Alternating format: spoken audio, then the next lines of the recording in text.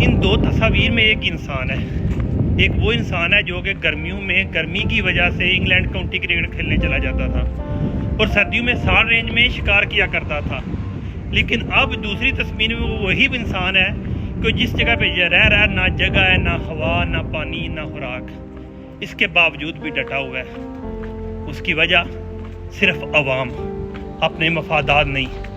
اگر اپنے مفادات ہوتے تو کب کا بھاگ چکا ہوتا. آپ کو بھی معلوم ہے ہر بندے کے اندر مفاد ہوتا ہے، خود غرضی ہوتی ہے، لالچ ہوتی ہے.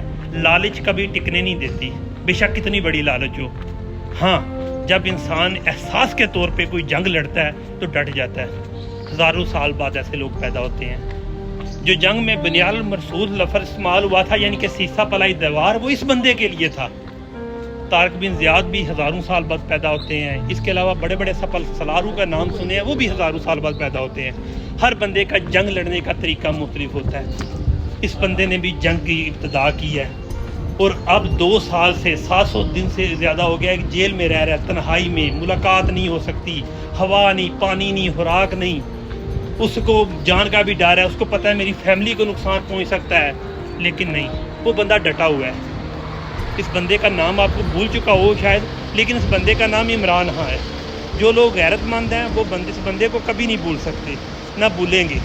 اور غیرت مند بندہ بھولنے والا نہیں ہے. غیرت بندہ وہ بندہ ہے کہ جو بندہ ابھی تک بالکل ریڈی بیٹھا ہوا ہے کہ جب آواز آئے اور پھر اس کے بعد اس بندے کی رہائی کے لیے نکلے. کیونکہ سب کو معلوم ہو چکا ہے، پاکستان کے 80% افراد کو معلوم ہو چکا ہے کہ اس بندے کی وجہ سے ہمارے ملک میں بہتری ہے. اس بندے کی وجہ سے ہم ملک میں بہتری لا سکتے ہیں. اس بندے کی وجہ سے ہم ملک میں حقیقی آزادی حاصل کر سکتے ہیں. جناح کون تھا؟ اب آپ کو معلوم ہو چکا ہوگا کہ جناح کا بھی نام مٹایا جا رہا ہے.